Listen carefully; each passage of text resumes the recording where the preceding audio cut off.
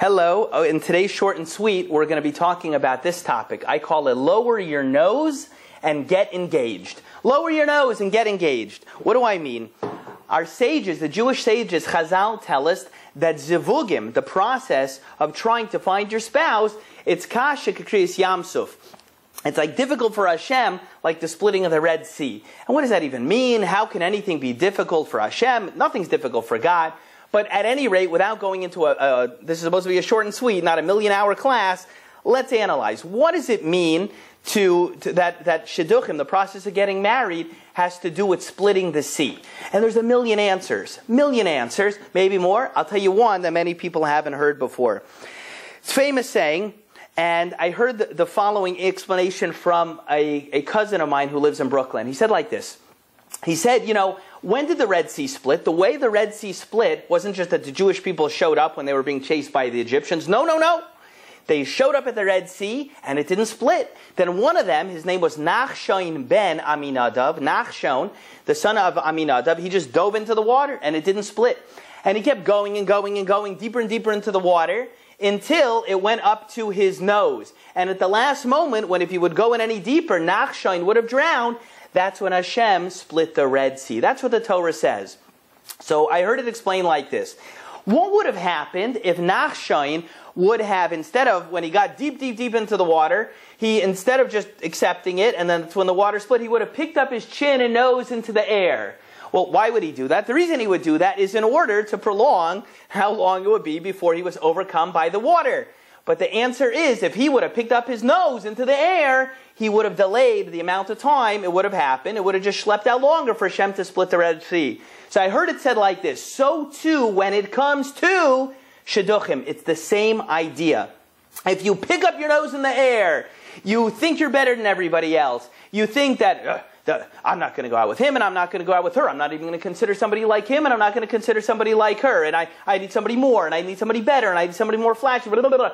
You pick up your nose in the air, we can guarantee you that it's going to take a long time for your personal Red Sea to split. I'll tell you another thing. It's interesting. Why do our sages compare, in the Gemara, the process of finding your spouse to splitting of a Red Sea? You're trying to get married, you would think you would have an image of gluing together, coming together, tying together, attaching together. But so interesting, the act of a husband and wife becoming one, it's splitting. Kriyas Yamsuf means like the tearing, the ripping apart of the Red Sea. Why is that? I would have used a language in Hebrew, something that sounds more like Elmer's glue. Elmer's glue is the marriage, not ripping apart, not tearing. So I saw an answer once from the Maharshis Moshe. The Maharshis Moshe said like this. He said, the answer is, you want to find your zivug? You want to get married? You want to make it happen?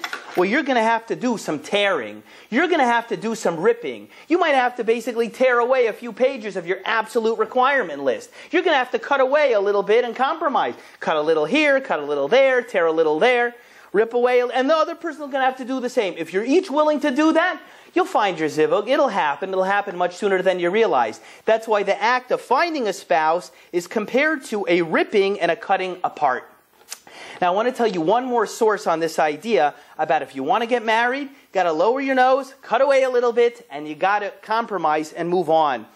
One of the most delicate topics that happens in shidduchim, whether you're a rabbi or a friend or a community member or just a loving older sibling or somebody else, it's uncomfortable sometimes, but it's necessary and delicate. Sometimes you have to let a person know, you know what, it's time for you to maybe open things up a little bit, and it's time for you to compromise and move on.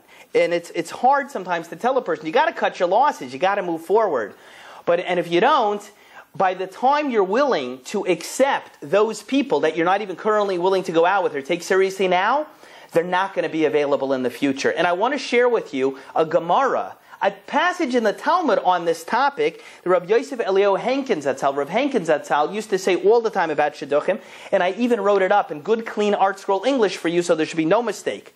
There's a Gemara in Gittin. It's on 56a in the Talmud and Tractate Gittin. The Gemara relates over there the story of Marsa Bas Baisus. Marsa Bas Baisus was probably the richest lady in Jerusalem at the time that the city was sieged by the Romans right before the destruction of the Second Temple. Her wealth notwithstanding, she too suffered when the Romans came around Yerushalayim. So what did she do? She was hungry, so she sent out an agent. She sent out an agent to go get her food. And so the Gemara says, she sent out the agent, and she goes, go bring me bread made of fine flour. So by the time he gets there, there's no bread made of fine flour. So he says, I'm sorry, there's not. But there was still white bread. That's a lesser product, not the great flour, white bread. So she said, I didn't want that. But fine, if that's what there is, go get me white bread. By the time she compromised and was willing to go get the white bread, that wasn't available anymore. And there was no more of that, but there was like a coarse bread in the marketplace. And reluctantly, she accepted this, so on and so forth. And again, by the time this happened, the Gemara says, there was nothing left but barley flour. Barley flour in the Gemara, that's considered barley, is considered to be like animal food. And by the time she finally accepted this level of food, even that was gone, and she ended up dying a short time thereafter. Rav Henkin Zatzal used to speak about shidduchim and said this: be very careful if there's a kind of person that you refuse to go out with. You've been dating a long time, it's not happening for you. Be very careful if you refuse to go out with a kind of group.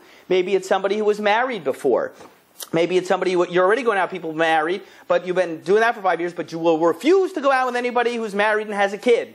Or you won't go out with a person who's a convert. Whatever it is, every person has their own story. I'm not your Rav. Go find your rabbi and a rebbitzin and go speak to somebody who can know you and will know more than me. But I'll tell you one thing.